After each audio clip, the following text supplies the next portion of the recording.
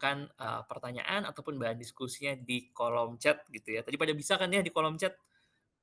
Langsung aja diklik dan di-enter. Kalau belum di-enter entar kita nggak kebaca itu kira-kira ada apa gitu ya. Nah, untuk memberikan gambaran kita di awal, sebenarnya kita juga langsung pengen nanya ke Kang Ono nih. Oh, siap. Kang Ono sebagai pembuka gitu ya, gimana sebenarnya sistem AI, artificial intelligence, AI, akal imitasi ini mengumpulkan dan memanfaatkan data pribadi pengguna di balik layar itu sendiri? Silahkan Kang Ono. Jadi bukan cuma data pribadi ya, semua data dikumpulin. Wah iya, banyak ya jadinya ya, macem-macem ya? Iya, paling sederhana mah kalau kita pakai platform buat toko online misalnya, apa yang kita beli, apa yang kita pesen, apa yang kita search itu dicatat semua dan itu ditempelkan ke masing-masing user. Jadi Ono sukanya apa ketahuan, Vero sukanya apa ketahuan. Dari situ iklannya masuk sesuai yang kita suka. Itu di situ. Contoh lain yang agak menyebalkan adalah Google Map. Kenapa tuh Kang? Kita jalan kemana ya dicatat semua kan. Misalnya kita ke tempat healing yang menarik buat Vero misalnya. Ketahuan Vero suka healing di mana, kelihatan semuanya. Gitu. Kalau nggak percaya gampang deh. Coba aja iseng dimasukin history. Tapi sekarang Google Map udah mulai pasang ini ya, proteksi. Kamu ngizinin apa kagak? Dulunya kagak tuh, keluar semua tuh dulu. Kalau sekarang udah mulai insaf, dia dimarahin orang kali. Itu contoh Google Map. Contoh yang lain adalah googling biasa lah. Tulis aja iktp, keluar semua KTP kita, kadang-kadang keluar gitu. Nomor telepon keluar gitu. Kalau mau gombal banget bisa masuk ke ChatGPT, Grok atau Gemini, tulis namanya Savero Dwi Payana. Tolong keluarkan profil Savero Dwi Payana. Kalau keluarnya benar berarti datanya udah keluar ke sana. Gitu. Sederhananya mah gitu. Tapi sebelum terlalu jauh gini deh buat teman-teman semua ya. Saya tadi Savero ngingetin saya kasih hadiah ya. Tol Betul, Kang Ono, oleh-oleh nih buat kita. oleh silahkan diakses hadiahnya di URL saya tulis di chat s.id/free minus OWP minus ebooks. Di situ ada buku-buku tentang AI dan di situ ada buku untuk SD, sekolah dasar, SMP, SMA, SMK, AI. AI buat itu termasuk buat guru. Jadi silakan dibaca. Kalau yang belum mengerti AI itu apa, silakan dibaca di situ. Tapi prinsip dasar pertamanya adalah AI hanya bisa pinter kalau dia bisa melakukan mata-mata dengan baik. Kalau dia gagal mata-matanya, AI-nya jadi bodoh. Jadi AI pinter karena mata-mata juga sih. Gitu aja dulu lah. Gitu. Silakan, Savero. Baik. Kang Ono terima kasih ya nih Kakak-kakak semua udah bisa dilihat di kolom chat dari Kang Ono udah dikasih oleh-olehnya langsung di awal. S.id garis miring free minus OWP minus ebooks gitu ya. Jadi silahkan ini tadi saya juga langsung coba klik dan isinya banyak banget. Banyak jurnal juga, ada materi-materi juga, dan yang paling menarik ada buku. Dan buku-buku ini buku yang tadi ya untuk, AI untuk SD, ini SD juga ada lagi ya, SD kelas 5, SD kelas 6, Ya, SMA, SMA juga ada SMA kelas 10, bahkan untuk SMK juga ada ada. tersendiri gitu Kang ya, jadi nggak cuma SMA tapi SMK juga ya? Oh iya, kasih catatan dulu ya. Buku-buku itu yang SD, SMP, SMA, SMK itu targetnya membuat siswa bisa membuat AI, bukan pakai AI. Jadi Jadi bukan lagi di level pengguna ya? bukan, itu bikin. Terutama yang SMK parah sih, bikinnya parah banget. Dia bikin kayak ChatGPT. Oh, oke, karena saya lihat ada soal coding-coding juga tadi di buku yang SMK ya? Iya, itu bikin soalnya. Yang kasihan gurunya kagak ada. Iya. Kang, ini link yang Kang Ono bagikan ini, Iya, boleh nggak nanti misalkan ada teman-teman sini yang mungkin punya kenalan di sekolah, guru itu iya. boleh dibagikan nggak ke mereka-mereka ini? Sangat disarankan buat dibagikan. Kalau mau Oke, lebih ekstrim bisa gini lah, kirim email ke saya kalau butuh buku, ada sekitar 20.000 buku, 500 gigabyte, silahkan kirim harddisk, saya kopiin semua perpustakaannya. wih, Free. banyak banget itu Kang ya, dan Ya itu lu semua free ya? titipin, masukin duit buat ongkir lah 20.000, udah. Iya, jangan sampai udah minta kayak gitu, terus ongkirnya USB-nya juga minta dari Kang Ono juga. Wah itu, aduh tega. Kang Ono makasih banyak ya. Ini juga langsung Sama-sama. ada yang komen nih, "Artificial intelligence tuh akan bagus jika datanya bagus." Ya itu kuncinya dah. Itu berarti Kangnya bener ya, setuju untuk itu ya? Nah, definisi data bagus panjang loh ceritanya sebetulnya. Itu ada di buku. Ini gue punya waktu panjang nggak sih? Gue kasih dikit aja ya, udah gitu gue bebas merdeka kan ya. Boleh. File sharing dikit ya, boleh ya. File sharing dulu dikit, dikit aja. Cuman daftar isi buku doang nih. Mhm. eh Outline gitu ya? ini kok nggak bisa di share sih? Ntar, kok nggak bisa sharing sih gue? Ini beda banget sih sharingnya ya. Bisa kok Kang, bisa diklik Oh aja iya gitu. iya iya iya. Oke oke oke oke. Oke, mudah-mudahan ini file sharingnya keluar. Saya akan masuk ke buku ini. Ini saya kasih daftar. Kok jadi dua kali nih? Mudah-mudahan udah kelihatan ya. Kelihatan?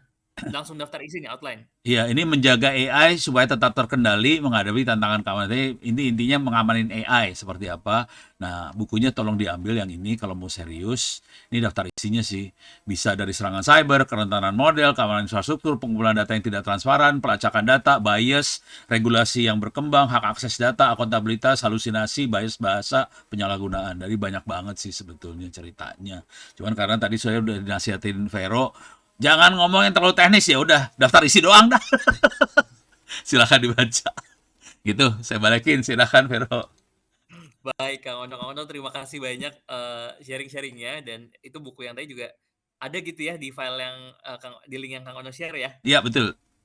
Siap, kalau gitu Kang Onod, terima kasih dan Bapak Ibu, Kakak silakan, itu filenya linknya bisa langsung diakses dan isinya banyak banget. Jadi kalau pengen lebih paham lagi soal AI, itu link itu lebih dari cukup harusnya kalau yang udah sekilas saya juga baca baru sekilas gitu ya, karena, saking banyaknya soal itu.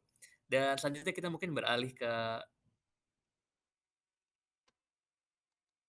BPSDM. Nah, Bu Kiki meskipun mungkin, AI udah masif, AI sudah banyak digunakan gitu ya. Tapi kalau secara regulasi gitu ya, regulasi apa sih yang mungkin menjadi, fondasi perlindungan mengenai data pribadi dan penggunaan AI serta mungkin kalau dari sisi literasi digital, Mhm. AI itu sesuatu yang aman nggak sih untuk dipakai gitu atau itu sesuatu yang membahayakan untuk kita semua? Silakan Iya, Bu Kiki. sebenarnya kalau bicara tentang AI kan tadi sudah disampaikan banyak ya, sama Kang Ono gitu. Ada positif dan ada negatifnya pasti gitu. Seperti semua histori kita akan kesimpan, di masing-masing aplikasi gitu kan, di masing-masing, platform. Recording in Di progress. masing-masing platform gitu. Nah, tetapi memang peran, Komdigi di sini seperti apa, dari sisi regulasi ya Vero ya gitu kan. Kalau dari sisi regulasi pasti, kita ada UU ITE gitu, tetapi, pada tahun 2023 kita juga sudah menerbitkan yang namanya surat edaran mengenai etika kecerdasan artifisial gitu. Nah, ini menjadi salah satu, langkah kita yang menjadi rujukan awal untuk pelaku industri maupun sektor publik gitu kan, karena meliputi inklusivitas gitu kan, kemudian kemanusiaan, kemudian keamanan, bagaimana tingkat aksesibilitasnya, transparansi, kredibilitas dan akuntabilitas pun termasuk juga perlindungan data pribadi gitu dan juga kekayaan intelektual. Jadi dari sisi regulasi walaupun ada UU ITE, kemudian ada Undang-Undang Perlindungan Data Pribadi, tetapi juga kita pasti, melihat secara langsung apa nih, regulasi apa dari kebijakan apa yang bisa kita, segera buat untuk melindungi gitu ya, untuk melindungi. Jadi ada surat edaran. Nah, kita kan juga sekarang sudah ada, roadmap tentang kecerdasan artifisial atau AI gitu ya, gitu. Kemudian lagi nanti, pengembangan draft peta jalan atau roadmap ini kan juga menjadi salah satu panduan ataupun untuk pengembangan kecerdasan artifisial nasional secara holistik dan juga preventif gitu, termasuk tata kelolanya juga bagaimana. Yang namanya teknologi kan nggak mungkin kita hindari gitu, tetapi bagaimana kita sebagai masyarakat Indonesia gitu kan, sebagai SDM bisa meningkatkan skill kita. Jadi kita harus melihat sisi positifnya juga gitu kan, tetapi kita juga harus berhati-hati dari sisi negatifnya gitu. Nah, oleh karena itu ada program literasi digital, bukan hanya yang dikembangkan oleh Komdiji, tapi dari teman-teman siberkreasi juga melakukan kegiatan-kegiatan literasi digital gitu, untuk membahas terkait bagaimana bahayanya AI, bagaimana sisi positif dari AI. Karena kalau dilihat ternyata AI itu sangat membantu teman-teman UMKM loh, gitu. Jadi ada beberapa aplikasi yang bisa digunakan oleh teman-teman UMKM gitu kan, tinggal masukin fotonya, ya udah langsung jadi cantik kan beberapa, apa namanya, barang-barang yang disiapkan oleh teman-teman UMKM tersebut tanpa menggunakan lagi misalnya jasa fotografi ataupun video gitu kan, tapi menggunakan jasa, atau aplikasi dari AI. Nah, dari sisi tersebutlah, Komdiji, apa namanya, melihat bahwa ternyata, dari sisi positifnya ada, negatifnya ada, bukan hanya berbicara mengenai regulasi, tetapi kita juga menyiapkan, dari sisi program untuk mencerdaskan masyarakat digital ini, khususnya untuk teman-teman, mempelajari lagi, mengenai literasi digital dari perkembangan AI tersendiri tersebut, gitu. Kalau ditanya lagi, apa yang sudah dilakukan oleh Komdiji? Nah, kalau Komdiji sendiri kan ada program literasi digital, kemudian lagi, untuk pengembangan talenta digitalnya juga kita sudah ada gitu kan, ada Digital Talent Scholarship gitu. Nah, semua kegiatannya pun juga gratis, tidak berbayar gitu. Kalau tadi, Kang Ono sudah memberikan, apa namanya, link buku-buku secara gratis, kalau di Komdiji juga sudah menyiapkan, apa namanya, sudah menyiapkan ya, aku izin share screen ya, sudah menyiapkan, platformnya gitu kan, platform untuk mengikuti kegiatan-kegiatan literasi digital secara gratis. Nah, ini bisa langsung teman-teman buka di digitalent.komdiji.go.id, banyak sekali semua kegiatan gratis dari Komdiji lakukan dan semuanya ini, memberikan sertifikat dan juga tersertifikasi gitu. Karena dari sisi dasar gitu, kemudian menengah sampai tingkat tingkat, paling atas lah gitu kan atau advance gitu. Jadi yang dilakukan oleh Komdigi itu banyak, bukan hanya berbicara mengenai regulasi-regulasi saja, tetapi pasti berkolaborasi dengan stakeholder dan juga menyediakan berbagai kegiatan mengenai literasi digital. Kurang lebih seperti itu ya, Vero, kalau dari sisi Komdijinya. Baik, terima kasih banyak mungkin dan ini saya juga langsung nyoba, buka Digitalent gitu ya. Itu bahkan nanti teman-teman kalau pas ngebuka, udah dikategoriin tuh, teman-teman apakah lulusan baru, mahasiswa, terus pengen tahu soal literasi digital dasar, pekerja terampil profesional, entrepreneur, ASN, Mhm, atau digital, leadership academy. Jadi benar-benar udah di-adjust sesuai dengan, profil mhm, teman-teman dan ini pasti teman-teman semua masuklah di sini bisa pilih salah satu, cocoklah, pasti ada yang cocok gitu ya. Bahkan ada juga belajar mandiri dan nggak cuma mhm. belajar, Ya ada belajar benar, mandiri ada juga, Bu, ya? belajar mandiri juga, betul. Heeh, ada belajar mandiri juga. Jadi nggak harus selalu menunggu kegiatan offline gitu kan, atau kegiatan, hybrid, tetapi kalau misalnya kita mau belajar secara mandiri, dapat sertifikat, nah itu kita juga bisa ikut yang namanya kelas micro skill, gitu. Jadi mau kapan aja misalnya nih Vero atau Mbak Puji lagi gabut gitu kan, "Ah, gue pengen belajar nih tentang AI," gitu. Nah bisa tuh. Nah mungkin nanti izin Kang Ono, mungkin beberapa materi dari Kang Ono bisa kalau misalnya diperbolehkan dimasukkan ke dalam LMS kami ya, Kang Ya, Ono gitu kan. Jadi bisa diakses oleh siapapun nih Kang Ono karena, di kita kan sudah bekerja sama dengan teman-teman Kemendagri, Kemenduk Bangga, kami juga kerjasama dengan teman-teman LAN untuk memanfaatkan, LMS di Digitalent Komdiji ini, untuk bersertifikasi kepada seluruh peserta yang mengikuti beberapa atau berbagai pelatihan di sini, Kang Ono. Jadi kami justru langsung, minta izin nih sama Kang Ono. Jadi tadi yang udah dikasih gratis itu kita bisa obrolin lagi ya, Kang Ono eh, ya, untuk langsung dimasukin beberapa materi-materinya. Jadi untuk memperkaya, apa namanya, memperkaya materi dan berkolaborasi ya. juga nih, Kang Ono. Jadi bukan hanya, nanti lihat, "Oh, mukanya Vero lagi yang kelihatan nih, Kang Ono, di materi kita," gitu kan. Atau mukanya teman-teman siberkreasi lagi ya, ternyata banyak banget yang bisa kita kolaborasi untuk memperkaya teman-teman mengenai literasi digital dan AI ini. Ya boleh silahkan. Jadi itu Nah, pakai terima kasih Kak Ono. pakai lisensinya adalah Creative Commons CC Mhm, by. Sisi. mhm, Jadi silahkan di copy. Tapi jujur siap. dulu ngomong, saya udah pernah ngasihin Pak Boni sih sebetulnya. URL e-learning kita di TTS kita kasih database-nya ke Pak Boni sebetulnya. Oh, Silahkan dipakai gitu, free. siap, Ya, bayarnya gampang sih, lu pakai doa aja, doain yang bikin supaya amal ibadahnya siap. diterima dan dilipat gandakan. Dah. Amin, Masya Allah itu Amin. pahalanya sampai akhir Akhir Iya. puncak lah menembus langit pokoknya tuh. lah ya Itu Nurullah. maksudnya Nah itu doanya tolong doa setiap habis sholat selama lu hidup. siap Kang Ono karena udah ada lampu hijau dari Kang Ono ya, jadi kita bisa langsung eksekusi nih Kang Ono. Karena kita Iya. masih banyak berbagai kegiatan Kang Ono untuk AI ini ke masyarakat. Kita kan bagi 4 segmen nih, ada pendidikan, Iya. kemudian lagi pelaku usaha, ada teman-teman ASN gitu kan, PNS, TNI, Polri Iya. gitu. Kemudian ada dari komunitas juga. Nah, ini kita bisa manfaatkan materi-materi dari Kang Ono ini biar bisa semakin meriah lagi Boleh. berbagai Kalau mau lebih AI. gila bisa ngopi harddisk saya ada 12 tera sih. Siap, nanti kita apalagi kita juga ada targetnya teman-teman SMK ya Kang Ono gitu kan, teman-teman Oh iya. yang lainnya.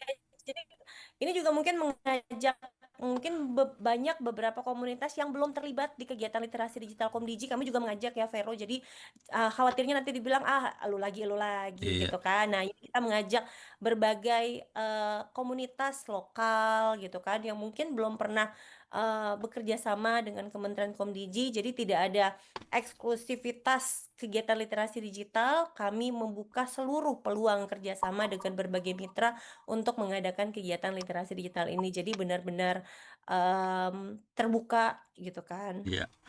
Kalau tambahin aja sih, dosen saya di kampus bisa dikerjain juga sih kalau mau. Kemarin kita Oh siap, siap dong Kang Ono Dikerjain pasti nih. dikerjain lagi. enggak, Aduh kita Orangnya seneng, saya dosennya mungkin takut belum. ini. biar nggak ono doang gitu, korbannya kan jadi bertambah gitu. Kemarin Siap, kita siap. ngajarin anak-anak SMK Kabupaten Bogor sih, kerjanya Dinas Kominfo Bogor sih. Jadi sampai kayak gitu. Udah turun sih. Baik, makasih banyak nih Kang Ono, Bu Kiki gitu ya. Jadi alhamdulillah nih bisa jadi, matchmaking juga dan tentu teman-teman kalau udah kayak gini kan yang paling untung siapa? Yang paling untung kan teman-teman semua gitu ya. Melalui satu platform bisa dapat berbagai, pengalaman untuk belajar yang itu tentu nggak cuma sekedar belajar tapi juga bersertifikat kan, lumayan gitu ya. Dan mungkin lanjut ke Mbak Puji. Nah, Mbak Puji kalau dari pengalaman, Mavindo, kan sekarang suka ada ya karena teknologi makin canggih kan penyalahgunaan data juga jadi ikutan makin keren gitu ya, makin macam-macam.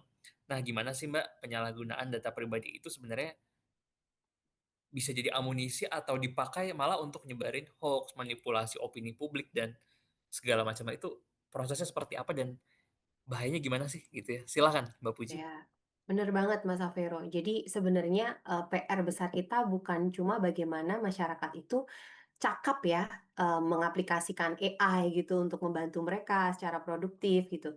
Tapi juga membuat mereka paham juga dampak negatifnya. Tadi Mbak Kiki juga udah sampein tuh ada, eee, negatif dan positif sama kayak digital gitu ya, karena AI itu juga bagian dari digital.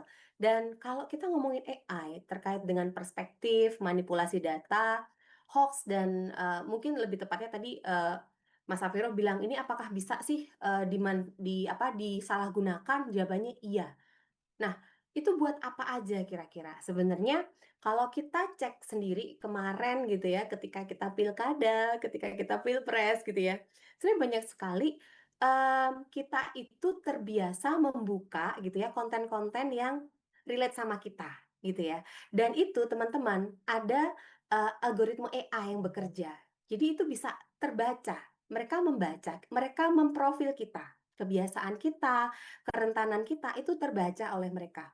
Siapa sih di antara kita yang mudah terpecah agama? Tahu gitu mereka ya. Terus siapa yang cenderung percaya pada teori konspirasi? Tercatatlah pola perilaku kita. Nah, itulah akan bisa tertarget gitu ya.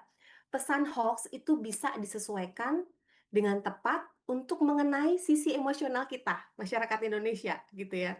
Nah, Itu pun berkaitan dengan, pernah ingat nggak sih kasus Cambridge Analytica, ya kan? Nah, ya saya nggak perlu sebut platform gitu ya, tetapi itu adalah, kasus yang besar dan di situ kita bisa belajar bersama bahwa micro-targeting hoax itu bisa, karena bisa disesuaikan untuk kelompok tertentu. Nah, orang sering cari topik tertentu terkait dengan sekarang mungkin kebencanaan gitu ya. So, itu bisa terbaca dan ini bisa menjadi, bagian dari micro-targeting hoax. Komunitas-komunitas yang, apa, diberi konten manipulatif gitu ya dan ini juga mohon maaf, orang akan terpancing gitu ketika, pola perilaku kita dibaca oleh algoritma AI gitu. Nah, salah satunya lagi mungkin teman-teman juga tahu ya, ada banyak sekali hoax-hoax belakangan ini terkait bencana, terus ada, binatang gitu ya, yang seolah-olah membantu binatang lain naik ke perahu gitu ya. Bener-bener kayak real gitu ya, ternyata tuh AI gitu ya. Nah, itu, kalau kita lihat itu adalah deepfakes. Susah banget bedain antara asli dan enggak gitu dan, AI mungkin membantu kita tadi memudahkan kita untuk mengedit-edit lah, bikin fun buat kita. Tapi sekali lagi fun bagi kita, tapi kalau kita sebarkan tanpa konteks dan tanpa informasi bahwa itu adalah hoax, kita nggak ngasih tahu itu adalah deepfakes, tentu saja itu kita mungkin entah entah secara sengaja atau tidak sengaja kita sedang menipu gitu ya, menipu orang. Nah, eee, tentu saja terkait dengan itu jangan, berbicara hanya soal kebencanaan. Pernah ada kasus gitu ya, mahasiswa di satu kota tertentu, nggak perlu saya sebutin, universitasnya juga nggak perlu saya sebutin, tapi ada satu orang yang memanipulasi foto teman-temannya. Sehingga fotonya itu jadi sorry porn gitu ya, jadi porno, foto gambar porno ya. Jadi dan lebih lebih parah lagi, kasus di Australia itu malah dijual di situs, dewasa. Nah, itu kan akhirnya apa ya, tentu saja bahwa data kita, bahkan foto kita yang di Instagram, di Facebook itu bisa jadi diambil, dicuri oleh oknum-oknum yang tidak bertanggung jawab dan tentu saja itu, dipergunakan misalkan disalahgunakan untuk, deepfakes gitu ya, bahkan dikomersialisasi secara personal oleh orang tertentu. Nah, inilah yang bahaya gitu karena, secara tidak sadar gitu ya, kita juga akhirnya sering membagikan foto-foto kita gitu ya, kayak mungkin foto-foto kita di mana-mana bisa diketik gitu ya, nama kita keluar. Terus mungkin ada orang yang tidak bertanggung jawab bisa menggunakan itu, sebagai, materi untuk membuat hoax gitu. Nah itu, terutama, bagaimana sih terkait dengan, penyalahgunaan ini kemudian harus kita sikapi. Nah, tentu saja bagi masyarakat, tentu saja kita harus lebih hati-hati lagi ya, karena ternyata data-data kita bisa bocor, perilaku kita bisa dibaca oleh algoritma AI. Nah, bukan berarti kita, antipati terhadap AI, tetapi kita harus paham ada hal-hal yang harus kita batasi gitu ya, karena kita bisa jadi micro targeting bagi, penyebar hoax gitu ya, perilaku kita bisa dibaca, kita bisa, dimanipulasi gitu ya oleh orang oknum-oknum yang tidak bertanggung jawab. Baik, terima kasih, Mbak. Iya nih, di kala bencana saya juga ngelihat banyak banget konten-konten yang, Kayak eee lucu gitu ya, iya iya, dan pas ada saya lihat ada harimau ngambil kambing atau sapi gitu, iya iya, dipinggirin gitu bener kan. bener. Saya lihat di TikTok lagi tuh. Aduh, Percaya nggak Mas Savero? nah, itu awalnya saya percaya, tapi pas saya kan saya jadi mikir ya kayak, kok kok kayaknya nggak mungkin deh ya gitu. Terus saya coba-coba lihat lagi, saya coba telaah lagi. Oh iya, ternyata nih kayaknya kontennya bikinan karena posisi si kuping sama tangannya tuh kayak nggak pas gitu loh. Kayak, wih, tapi emang harus detail dan jeli banget, sampai bisa tahu bahwa itu konten bikinan AI. Iya iya, dan sebenarnya kan kita juga ada AI, generate ya, yang juga bisa membantu kita mendeteksi, hoax itu gitu, dan sebenarnya setiap AI, setiap output dari, gambar atau video AI yang keluar dan kita bagikan, itu ada watermark yang nggak kelihatan gitu. Jadi sebenarnya kita bisa karena nggak kelihatan sih bagi mata kita enggak, tapi kita bisa, menggunakan, AI juga, tools AI juga untuk melihat apakah itu, dibuat oleh AI atau tidak gitu. Cuman kan masyarakat taunya, "Wah ini beneran." Bahkan anak saya lari-lari, "Mama mama lihat ada gajah menyelamatkan kambing." Kayak gitulah Mas Safero, dan itu bikin saya ketawa aja. Yuk coba kita pakai, ini yuk, pakai, Scene ID atau Google Google DeepMind yuk, coba kita bongkar yuk gitu. Kita main gitu kan. Oh ternyata itu, 99 klon ya Mah, berarti itu hoax? Iya gitu. Jadi akhirnya kita kayak belajar bareng gitu kan. Tapi lucu gitu ya, anak-anak kecil tuh percaya. Mungkin kita juga percaya gitu ya Mas ya. Benar benar.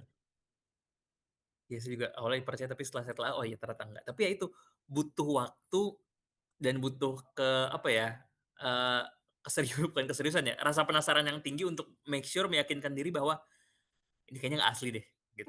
Tapi kalau cuma sekilas lewat, wah itu gampang banget sih Karena tertipnya gitu ya. karena angle-nya juga sih, Mas, angle-nya juga. Jadi kayak seolah itu kayak deket gini loh, karena kalau itu kamera bener nggak akan kayak gitu kan sebenarnya. Karena Betul angle-nya bisa betul. kayak ngikutin gitu, sinematik banget gitu. Apakah lagi bikin film gitu.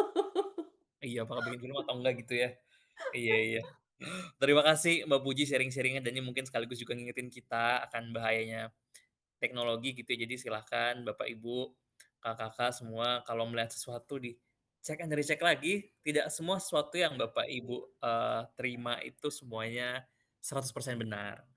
Jadi tidak ada salahnya di era teknologi yang makin canggih ini, ngobrol-ngobrolnya makin mudah, teknologi yang ngirim file semakin gampang, jadi cek-cek lagi ya, biar tidak, terjerumus ataupun terjerat dengan info-info yang Oh seperti iya, iya, sama ini Mas Safero, aku juga mau menyampaikan ya bahwa mungkin ada yang bertanya bahwa, apakah, algoritma itu AI gitu ya. Kadang orang kan bertanya ya dan ada, misunderstanding terkait dengan itu. Jadi tidak semua algoritma itu AI, tapi, algoritma AI itu adalah algoritma pasti gitu. Karena ada kalau algoritma AI itu belajar sendiri gitu ya.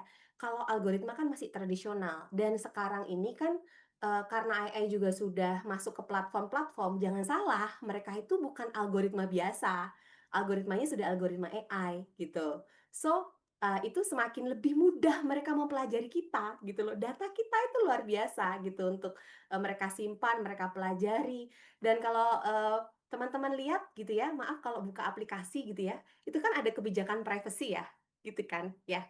Kebijakan privacy itu kadang kita anggap normal gitu dan kita skip gitu, padahal di situ tertulis, meminta data lokasi kita, meminta data, mungkin email kita atau dengan kontak kita maybe, dan kita karena banyaknya kita skip gitu.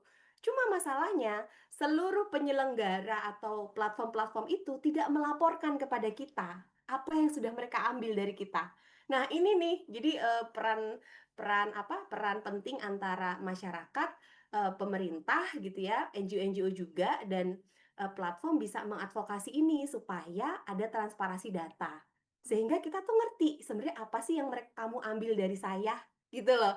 Terus ada lagi, sekarang kan sudah tren ya Mas, kalau misalkan kita lihat konten, kemudian konten ini disarankan oleh Anda karena melihat, perilaku algoritma Anda. Sekarang di sebuah platform itu sudah bagus menurut saya karena terus kemudian ada bertanya, "Apakah Anda akan tertarik ini, urungkan, atau iya atau tidak?" Gitu ya. Itu sudah bagus menurut saya karena, mereka memberitahu kita bahwa ada konten-konten yang disarankan ke kita karena membaca algoritma kita, gitu ya. Itu sudah bagus, karena dulu enggak gitu loh, Mas Safero. Jadi penting bagi, sebuah platform, untuk memberitahukan itu kepada masyarakat, kepada kita sebagai pengguna, gitu. Jadi jangan hanya, "Oh kamu kan udah make gitu kan, platform kita, ya udah suka-suka kita datanya gitu, nggak perlu ngasih tahu ke kamu," gitu. Nah itu yang jangan sampai itu keterusan gitu. baik. Terima kasih banyak Mbak Puji udah, ngingetin juga gitu ya soal ini, dan selanjutnya mungkin kita kembali lagi ke Kang Ono gitu ya. Kang Ono, kira-kira Kang Ono, langkah teknis apa yang paling realistis gitu ya, apa yang bisa dilakukan oleh masyarakat, oleh kita semua di sini, untuk kita seenggaknya kita melindungi privasi digital kita dulu deh sendiri gitu. Ya termasuk mungkin kalau ada prinsip privacy by design atau, hal-hal sejenisnya gitu. Silakan Kang Ono. Waduh, ini masalah budaya, aduh, pusing jawabnya. Mhm, Inti yang paling sederhana mah, kita mulai dari kitanya jangan sharing hal yang sifatnya pribadi. Tapi jujur itu nggak gampang, gampang ngomongnya, prakteknya susah. Karena saya juga suka dimintain, "Pono minta KTP-nya, minta NPWP." Ya kepaksa gue kasih ya.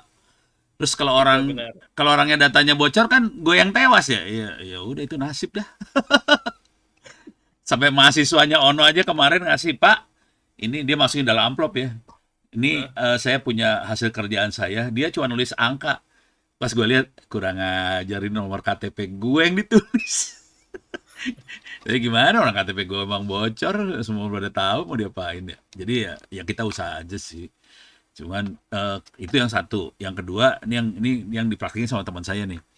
Jadi Gildas itu kita kan sering telepon sama orang buat nawarin apa segala macam. Kalau teman saya Gildas itu cara ngomongnya gini, Anda dapat nomor saya dari mana? Ditantang tahu. Karena Anda melanggar Undang-Undang Perlindungan Data Pribadi. Sebutin Anda dari mana? Kabur langsung yang nelpon. Jadi perlindungannya pakai gertak juga sih kadang-kadang gitu. Jadi sederhananya sih kira-kira kayak gitu sih. Tapi kalau mau jujur sih, yang agak fatal di kitanya ini nggak tahu buat Mbak Kiki kali ya atau Komdiji lah. Yang ada kan untuk etika supaya platform menjaga privasi orang lah, kira-kira AI buat jaga privasi orang yang ada kayak gitu. Masalah paling besarnya adalah kita harus ngaudit sebetulnya ke dalam platformnya. Apakah betul-betul privasi kita dijaga? Misal nama-nama kita dijadikan anonimus, terus misalnya yang sifatnya pribadi di-encrypt di dalam data-data mereka. Nah itu harus diaudit ke dalam sih, jadi nggak bisa pakai himbauan aja sih sebetulnya, dan itu nggak gampang. Kira-kira itu dulu deh. Baik, Kak. Berarti ya satu hal sebenarnya karena jadi budaya ini jadi ya jadi lebih sulit gitu Kang ya mengatasinya. Iya, kita usaha bersama lah, mudah-mudahan lebih bagus. Ini pertanyaan banyak banget, stres-stres pertanyaannya, buset. Tapi emang maksudnya Kang Uno memang kalau misalnya tadi Kang Uno bilang, memang harus apa namanya istilahnya ya Vero, Mhm. harus Ya, kerjanya tuh bareng-bareng gitu Iya, kan.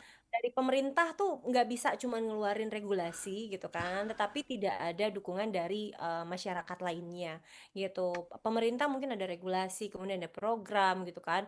Dari sisi Mbak Puji pun teman-teman komunitas juga pasti sudah bahkan sudah memiliki platform sendiri gitu kan, jika ingin ada yang melaporkan ini hoax atau tidak, di luar dari yang dipunya dari pemerintah ya, dari Komdiji gitu kan, tapi dari iya, teman-teman Mafia juga punya.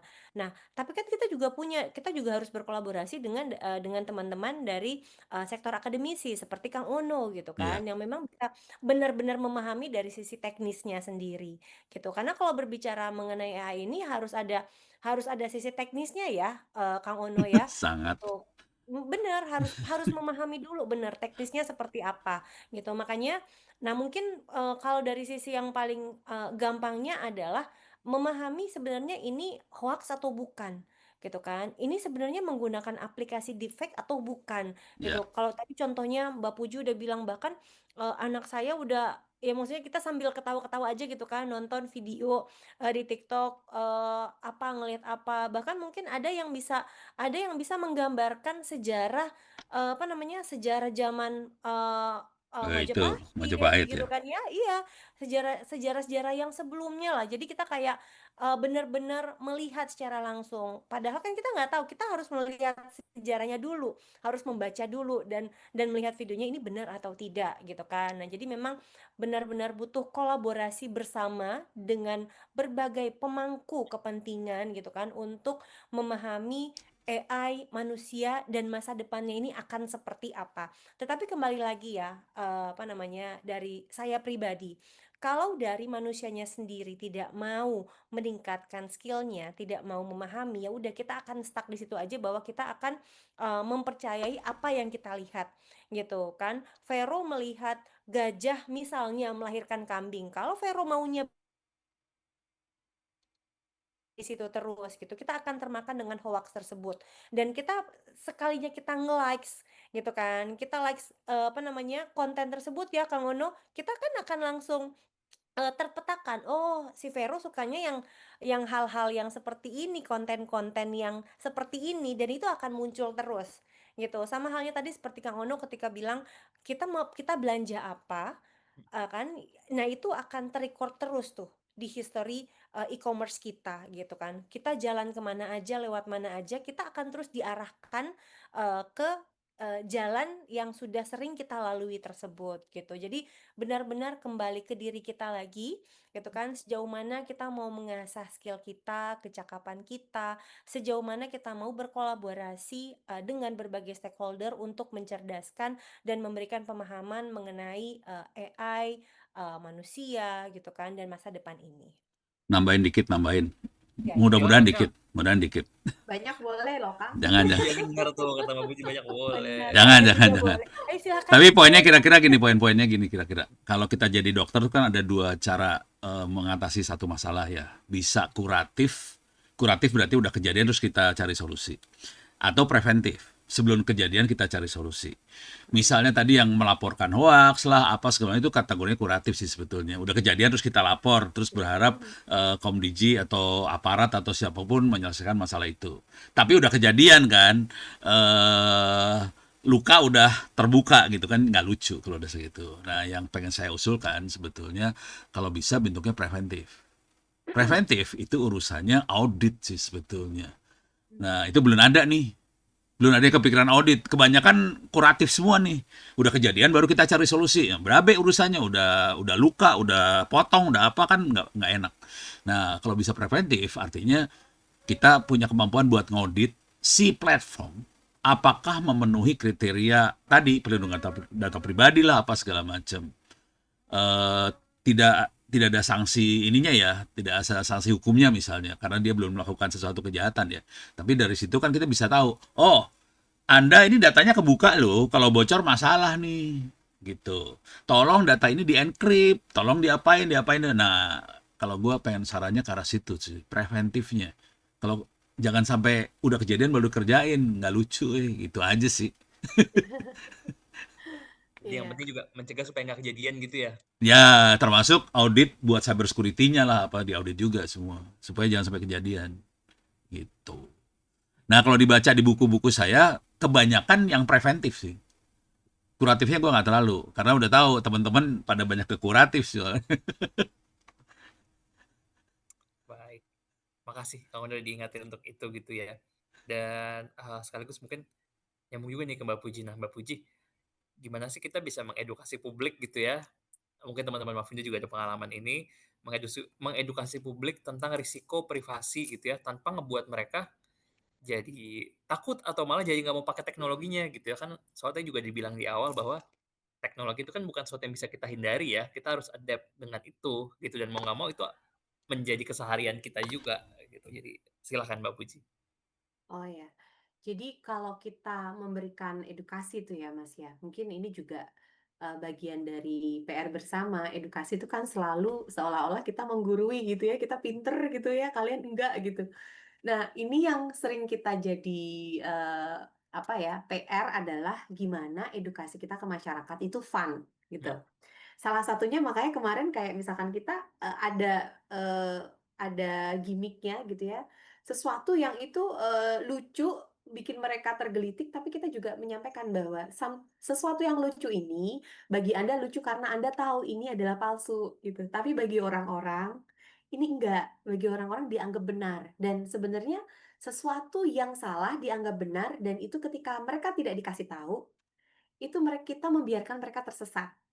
Itu konteksnya. Sehingga ketika, edukasi kita selalu menunjukkan, gambar-gambar atau video yang menarik terlebih dahulu, atau mungkin kita menggunakan board game gitu ya. Karena, yang namanya materi itu sekarang bukan lagi bentuknya poin-poin yang sangat straight gitu ya. Mungkin kalau, Kang Ono di kelas, eee, kampus biasa nggak apa-apa. Kita yang edukasi ini masyarakat, umum gitu ya, kadang ada ibu-ibu gitu, kita pernah edukasi ibu-ibu, maaf bukan ibu, guru-guru TK itu pernah kita edukasi, melalui program AI Go to School gitu ya, karena yang kita sasar adalah guru-guru untuk guru pemanfaatan TK ya? AI. Guru TK, iya. Guru SMP, SMA juga, tapi saya pernah waktu itu jadi trainer guru TK, sehingga bahasa-bahasa saya juga harus bahasa yang mudah untuk mereka pahami, gitu, mudah untuk mereka mengerti, gitu. Eee eee, Kemudian kita ajak mereka untuk bermain, tools-tools AI yang menarik. Oh, ini cara membuat, materi ajar dengan gampang gitu ya. Bahkan kita bisa menggunakan tools gitu ya tertentu kayak Napkin AI, terus ada banyak lah itu, bisa ditambahkan foto, bisa dibikin bagan, diagram gitu. Itu kita, ajarin mereka dulu untuk mengelaborasi sisi kreatif gitu, Mas Safero. Nah dari situ kemudian kalau udah, "Oh seru ya, asik ya," baru kita ngomong soal keamanan digital gitu. Keamanan digital itu juga berkaitan dengan bagaimana Anda-Anda semua ini datanya bisa dipergunakan untuk penyalahgunaan. Nah karena bukan cuman, digital aja gitu ya, data itu bukan disalahgunakan dalam platform digital, tapi AI pun sama. Nah kita akan sampaikan studi case, studi kasus yang sudah ada gitu ya untuk kita breakdown. Tapi ya ditangkap, tapi diproses gitu. Cuman jangan sampai di antara kita jadi pelaku, jadi korban gitu ya. Jadi teknik storytelling menggunakan board game dengan LMS mungkin juga gitu. Kebetulan ada 3 program sekarang yang lagi jalan di Mavindo itu AI Go to School, AI Ready, sama Next Gen AI gitu. Dan memang mungkin, target atau end beneficiaries-nya kita beda-beda, tetapi intinya sama, kita ingin ngasih tahu ke, end beneficiaries itu bahwa AI itu enak banget, menarik banget, membantu produktivitas kita. Tapi ingat, critical thinking-nya jalan gitu ya. Kita juga jangan 100% mengandalkan AI gitu ya, karena AI juga, maaf kita juga harus sampaikan bahwa ketergantungan terhadap AI itu juga tidak baik buat kita gitu. Terus juga terkait dengan keamanan digitalnya. Kurang lebih kayak gitu sih, Mas Safero. Jadi nggak mau nakut-nakutin lah kita. Kita mau bikin kita semua fun gitu ya. Yang penting kita sama-sama mikir ya, walaupun AI udah bantuin kita mikir gitu. Bener. Setuju untuk itu.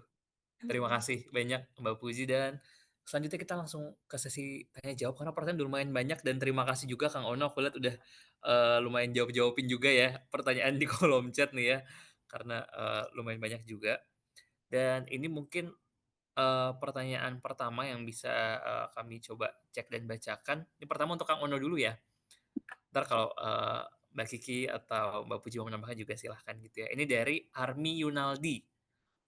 Selamat malam, izin bertanya, apakah setiap produk AI yang digunakan akan meninggalkan data atau jejak penggunanya? Lalu Bukan? bagaimana lebih bijak produk AI yang meninggalkan data atau jejak pengguna tersebut? Adakah tips dalam produk AI tersebut agar mengurangi meninggalkan jejak atau data dari pengguna? Mohon penjelasannya. Iya. Jadi ini semacam eee, iya, kalau kita pakai AI ada jejaknya apa enggak, dan ini kayaknya orangnya pengen supaya kalau pas nanti pakai AI, jejaknya bisa nggak kelihatan gitu, nggak ada lagi gitu ya, atau diminimalisir. Silakan Kang Ono untuk itu. Jadi kalau baca di buku yang saya kasih itu ya, buat ngamanin AI sebetulnya harusnya ada fitur di mana user bisa minta datanya dibuang dari AI, dari data training AI tersebut. Jadi sebenarnya itu hak pengguna kayak gitu. Tapi itu yang bisa enforce kan regulator ya. Kalau Ono kan penjahat, jadi nggak bisa enforce seperti itu. Jadi sebenarnya fitur itu sebenarnya bisa dimintakan. Konsekuensi di sisi platform, kalau itu di enforce, dikerjakan, mereka harus retraining data trainingnya dia berkali-kali kalau ada request seperti itu. Jadi agak ngerepotin mereka juga sih sebetulnya. Itu bisa kalau regulatornya enforce, cuman wanti-wanti dari kitanya ginilah, kalau sederhananya mah ya udah kita bikin proteksi diri sendiri aja, kita jangan posting yang macam-macam ke sebelah sana. Karena data kita pasti disimpan lah sama mereka. Nah, kalau mau aman, dan ini kebetulan saya banyak ngasih workshop buat teman-teman di TNI, di ya gitulah kementerian lembaga segala macam. Nah, itu kita ngajarin bikin AI sendiri akhirnya. Jadi solusinya sederhana sih. Kita bikin aja AI sendiri, nggak usah pakai platform-platform itu. Nah, itu udah aman aja data. Karena jujur aja ya, TNI dan teman-temannya segala macam itu datanya sangat sensitif dan sangat berbahaya kalau ditaruh di platform seperti ini. Ya udah, kita bikin sendiri kepaksa. Deh, simple. Perusahaan-perusahaan juga bikin gitu semua sekarang. Banyak bikin AI sendiri. Makanya nih tahun depan ini 2026 ini orderan bakal naik sih. Ini lagi soal perdukunan ya. Nanti tahun 2026 kerjaan apa yang oke banget? AI. Gitu kira-kira. Pekerjaan yang oke soalnya ini maksudnya membuat AI-nya kah Kang Ono atau jadi Pengguna data AI, annotation atau apa? dua-duanya sih. Bikin AI kerjaan bejibun, pakai AI juga kerjaan bejibun. Ini contoh ya, contoh real aja nih ya. Kemarin saya di Sumedang ketemu sama 300 UMKM. Oh, Ada beberapa UMKM yang penghasilannya satu M per bulan. Mereka requestnya gini aja, Pono, kita harus ngerespons pertanyaan orang-orang lewat WhatsApp nih. Kalau yang responsnya manusia, kita udah mulai nggak sanggup. Karena orderan udah banyak banget, kita nggak sanggup kalau manusia. Bisa nggak dibikinin AI yang respons WhatsApp-nya? Ya bisa kita bikinin. Lu sekarang hitung-hitungan bodoh aja ya. Hari ini ada 60 juta UMKM di Indonesia. Kita nggak akan minta duit dari 60 juta lah. Misalnya dari 0,1% aja. 1% juga udah banyak ya. Berapa ratus ribu UMKM. Misalnya 600 ribu UMKM. Terus kita bikin service dengan biaya misalnya 10.000 per UMKM. Udah tuh, berapa? Hitung aja, udah M itu dapatnya. Gitu. 10.000 perak. Bikin service WhatsApp aja. Keren, asli. Kenceng duitnya. iya. Dengan modal segitu terus kalau kliennya banyak kan lumayan juga Kang ya. Iya, targetnya nggak usah perusahaan gede lah, perusahaan kecil. Banyak, UMKM ya asli. UMKM gitu ya. Iya, banyak banget ini sekarang. Baik, baik. Terima kasih banyak Kang Ono gitu ya. Dan ini kalau saya baca-baca tadi juga ada yang cerita nih ya, Mbak Elvi dari FKWI, scamming mendapatkan gift dari artis dan suaranya mirip juga. Terus ada juga yang foto keluarganya yang suaranya juga sama dengan yang memakai AI yang sangat meresahkan marak penipuannya. Memang kita harus mengedukasi buat masyarakat dari literasi AI. Ya, saya pernah lihat beberapa video kayak dia seakan-akan ditelepon langsung video call bahkan sama Raffi Ahmad, sama Baim Wong, yang dapat hadiah, dapat apa gitu ya, tapi ternyata AI. ya itu penipuan AI gitu ya. Dan kalau orang yang mungkin belum terlalu paham, belum belum mendapatkan edukasi soal itu bisa jadi ya percaya. Iya. Ya ini Mbak Puji nih, mudah-mudahan bisa dapat energi banyak buat memintarkan orang Indonesia. Aduh, Amin gitu. Nah, amin. Tapi Pak Ono bantuin ya sama Mbak Kiki ya. Jangan kasih beban saya sendiri. Oh, gue pikir lu aja yang dikorbanin. Kita mendoakan ya Kang Wono ya. Iya, iya. Kita doakan supaya semua Diungkap. lancar dah. Amin. Amin. Ini kayak Tuturi Handayani ya mendorongnya dari belakang nih. Iya, bukan mendorong, menjuntrung, membuat terperosok. Iya. Nah tadi, Bapak Ibu, Kakak entar juga akan ada, link absensi sekaligus itu entar kalau diisi Bapak Ibu, Kakak akan dapat, sertifikat juga otomatis langsung ke email, nanti akan, di-share gitu ya ke teman-teman. Dan selanjutnya saya tertarik dengan pertanyaan yang, untuk Bu Kiki gitu ya, yang, paling terakhir nih di kolom chat saya lihat dari Adang Suryana. Beliau salah satu pengajar mata pelajaran informatika di sebuah SMK. Tadi juga, sempat disinggung tentang kerjasama dengan SMK gitu ya. Saya tertarik dengan mengembangkan tepatnya lebih membangun kepedulian bersama antara siswa-siswi dan guru untuk melek digital terutama pada konten dan medianya. Apakah bisa dibantu dalam pengembangan konten dan media untuk, kolaborasi atau kerjasama lainnya dengan sekolah gitu ya. Mungkin, selain bentuk kerjasama atau kolaborasi mungkin boleh juga di-share gitu ya Bu Kiki, Kang Ono ataupun Mbak Puji juga, kira-kira ada nggak sih materi-materi yang mungkin, bisa diberikan, yang bisa dipakai juga gitu ya, katanya kayak Digitaland atau seperti apa gitu? Silahkan Mhm. mungkin awali dari, Bu Kiki. Iya, kalau sebenarnya untuk, SD, SMP, SMK kita juga sudah kerja sama ya, dan bahkan, sebenarnya kalau di Digitalan sendiri memang sudah ada juga gitu, materi-materi pelatihan, AI dasar ataupun mungkin coding untuk SD juga kita sudah ada. Nah, tadi kan juga sudah izin sama Kang Ono ya, izin Kang Ono gitu kan beberapa materi dari, buku AI dari Kang Ono sendiri juga rencananya akan kita masukkan ke dalam LMS di Digitalan kami. Nah, tapi mungkin aku tuh lebih seneng kalau misalnya dari sekolah itu mereka sebenarnya sudah punya entah itu buku atau kurikulum yang memang mereka sudah miliki, tetapi ternyata belum diketahui oleh banyak pihak, gitu kan. Atau mungkin ini masih masuk dalam mata pelajaran yang sifatnya itu adalah ekskul. gitu. Nah, itu bisa kita kembangkan secara bersama sebenarnya. Jadi kerjasamanya adalah mungkin melakukan pelatihan untuk anak didik dan juga tenaga didik gitu kan untuk membahas AI, tetapi kita juga bisa kerjasama terkait pengembangan materi atau kurikulum yang memang sudah ada di sekolah tersebut. Jadi buat Kang Adang nih bisa sekali ditujukan nanti kerjasamanya langsung ke Kementerian Komdiji, ditujukan ke Kepala Pusat Pengembangan Literasi Digital jika ingin memang langsung bekerja sama, karena kita tidak menunggu bola, tetapi kita biasanya langsung menyamperin bola tersebut, apalagi sudah ada apa namanya, sudah ada ketertarikan dari teman-teman di salah satu SMK sini ya. Aku juga tahu nih Kang Adang di mana ya, apa di Bandung atau mungkin di mana gitu kan. Nah, mungkin bisa langsung dikirim aja kerjasamanya ke kami gitu kan. Mau kerjasama apapun itu, mau bentuk kegiatan pelatihan ataupun pengembangan materi juga sangat diperbolehkan, gitu. Baik. Oh, itu di Bandung dijawab tuh Bu Kiki. Oh, di Bandung, ya ya ya. Oh, kalau di Bandung kita jadi sebenarnya kita tuh punya pandu literasi digital ya, eee, teman-teman semua gitu kan. Nah, pandu literasi digital ini kan perpanjangan tangannya Komdiji di daerah-daerah. Nah, kita juga punya nih di Bandung, nanti mungkin bisa diinfoin letaknya di mana SMK-nya gitu kan. Jadi biar teman-teman pandu literasi digital kami yang langsung berkoordinasi di daerah dan juga atau dibalik bisa langsung ke kami, nanti kami yang meminta teman-teman pandu literasi digital khususnya di wilayah Jawa Barat untuk langsung mendatangi teman-teman di SMK manapun yang membutuhkan kolaborasi kegiatan literasi digital.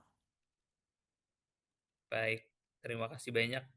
Kalau kamu nih pertanyaan juga sekalian nih, kalau Kampus tuh kampus kalau kampus. semua iya semua bisa gitu kan, SD, SMP, SMK, semuanya bisa gitu. Jadi memang kita membuka karena kan tadi target kita kan ada untuk literasi digital untuk pendidikan. Jadi mau pesantren gitu kan, mau itu madrasah sanawiyah gitu. Nah, itu kita semua membuka peluang kerjasama dengan seluruh stakeholder. Baik. Terima kasih banyak Bu Kiki, Kang Ono, atau Mbak Puji, mungkin ada yang mau ditambahkan untuk pertanyaan ini? Ya, saya mau menyampaikan saja, ini sebenarnya Mas Zek ya, Ketua Oh, Presi Digital nih yang pas banget buat oke. jelasin ini. Karena Mas Zek juga salah satu, tim ahli bersama, tim-tim yang bersama dengan beberapa anggota yang lain yang sudah menyusun, dan menulis gitu ya kurikulum, terkait dengan kecerdasan buatan, coding dan kecerdasan buatan. Nah, ini kerjasamanya dengan Kemendikbud gitu ya. Makanya bolak-balik Mazek tuh bolak-balik ke Jakarta untuk nyusun ini, tapi memang pada saat ini sedang ada penyesuaian regulasi gitu, sehingga belum bisa langsung dipergunakan gitu. Kalau rencananya sih akan dipergunakan nanti tuh di tahun depan, karena tentu saja untuk tidak mudah ya bagi sebuah kurikulum itu langsung kita kita distribusikan, kita diseminasi, ada proses-prosesnya. Tapi materinya atau kurikulumnya itu udah ada. Berarti ini berita baik banget ya buat tadi Bapak guru yang nanya ya. Karena ini kurikulumnya terkait bukan hanya TIK aja, tambahannya adalah coding dan AI gitu. Jadi bagaimana anak-anak murid gitu ya, pendidikan dari SD, MI, SMP, atau MTS, bahkan, SMK, SMA juga sekarang bukan hanya diajari untuk, cakap teknologi, tapi cakap AI, coding juga. Pun pasti di dalamnya juga ada materi-materi terkait dengan, etika, tanggung jawab AI, resiko, keamanan, dan lain sebagainya. Ya, Baik, terima kasih aku banyak. tambahin dikit dari Silakan Kang Ono. Kang Ono jadi juga saya lihat udah nge-share ini ya, kalau mau kerja sama-sama ITTS gitu ya. ya ini kebanyak dinas-dinas sih pada kerja sama kita juga sih soalnya bukunya kan dibutuhin sama guru-guru juga. Tapi kira-kira gini lah, jadi itu buku silahkan dipakai, mau di copy kemana juga silahkan. Itu oke urusan buku. Yang kita lakukan sekarang adalah juga kita bikin perpustakaan digital, bentuknya hard disk. Di dalamnya ada buku-buku sekolah, juga ada Wikipedia offline, terus ada tryout buat kelas 1 sampai kelas 12. Buku AI-nya ada di situ juga. Yang sedang kita buat di perusahaan digital itu adalah AI lokal. Maksudnya kita bikin kayak ChatGPT lokal. Pakai CPU bisa jalan di situ. Cuman modelnya kecil jadi nggak sepintar ChatGPT lah kira-kira kayak gitu. Kita lagi berjuang supaya buku-buku sekolah tadi dimasukkan ke dalam AI tadi supaya bisa jalan di CPU. Ini agak berat karena yang bagus punya GPU tapi mahal. Kenapa kita bikin lokal? Supaya sekolah-sekolah di daerah 3T, di Indonesia Timur yang nggak ada internet bisa tetap pinter gitu. Ini free, nggak usah bayar apa-apa. Silahkan kontak, tapi tolong kirim hard disk di packing yang baik supaya nggak rusak. Nanti kita copyin itu semua 500 giga ya. Semuanya 500 giga, silahkan dikirim. Nanti kita kirim. Hari ini ada ratusan sekolah sih yang udah make free gitu. Mantap, terima kasih banyak Kang Ono tadi. Filenya kurang lebih 500 giga, jadi Bapak Ibu mungkin kalau berkenan mengirim hard disk yang 1 tera gitu ya, Ah, biar slotnya setidaknya 1 tera biar slotnya lebih aman dan semua materi bisa tersaring, bisa uh, masuk gitu kalau pokoknya ya. 1 tera, gua ngopinya jadi manual. Kalau 500 giga cuman cloning hard disk doang. Oh, kalau yang hard disk 500 berarti ya? Jangan dinaikin, buyang kepala saya. Iya, baik berarti yang, 500 Bapak Ibu dan tadi juga saya juga ngelihat di kolom chat ada kalau dengan ITTS bisa email ke Kang Ono langsung nih, Boleh. ono@itts.ac.id atau Ya, via web itts.ac.id gitu ya. Jadi, terima kasih banyak Kang Ono sudah berkenan juga, untuk, sharing ini gitu ya dan untuk pertanyaan selanjutnya, dari Yanuar Tri Aditya gitu ya.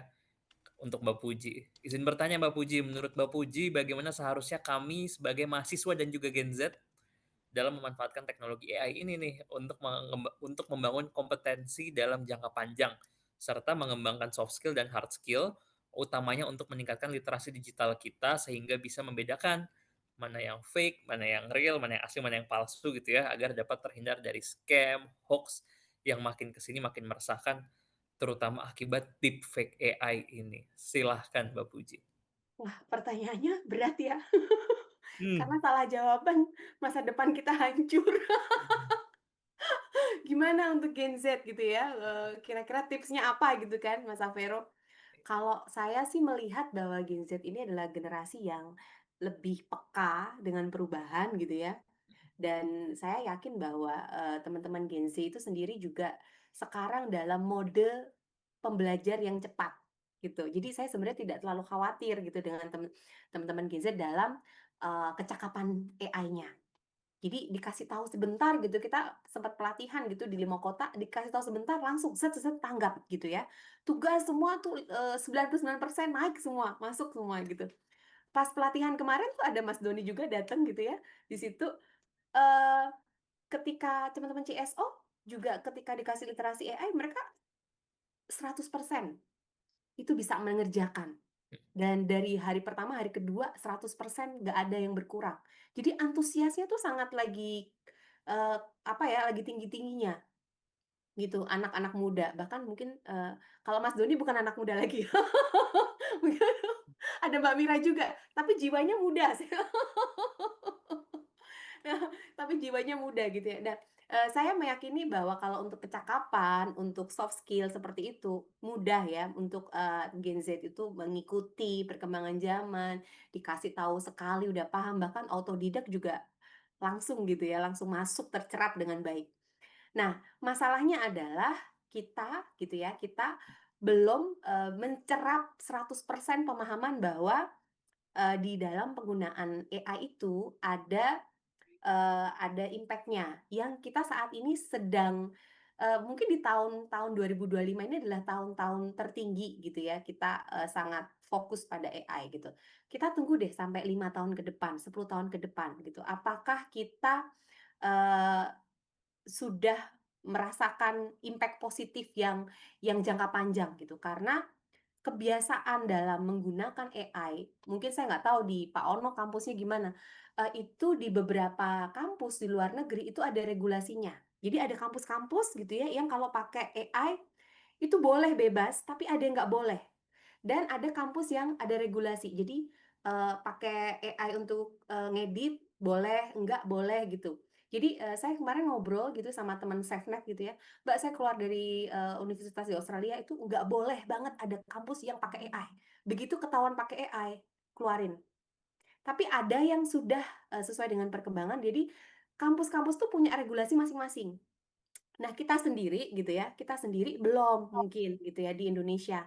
Kita lagi girah-girahnya, eee, meningkatkan kemampuan untuk menggunakan, tetapi kayak misalkan plagiarism gitu ya, kemudian, bagaimana terkait dengan, etika, karya gitu ya, art gitu ya, seni, apakah menggunakan seni itu merupakan dari udah menggunakan AI itu bisa dibilang seni gitu ya, itu akan jadi perdebatan yang panjang kalau kita ngomongin soal etis gitu. Nah, inilah yang nanti sebenarnya akan kerasa banget di 5 tahun ke depan, bukan lagi soal gimana meningkatkan kecakapan. Nah, Gen Z ini dituntut untuk berpikir keras bahwa, terkait dengan AI ini ada loh yang harus direm gitu, ada yang harus kita, ini jangan begini, ini jangan begini. Nah, ini masalahnya adalah di Indonesia kita lagi nyusun gitu ya Mbak Kiki ya, pelan-pelan gitu ya, dan regulasi itu harus didorong dengan perlahan, karena nggak mungkin tiba-tiba ada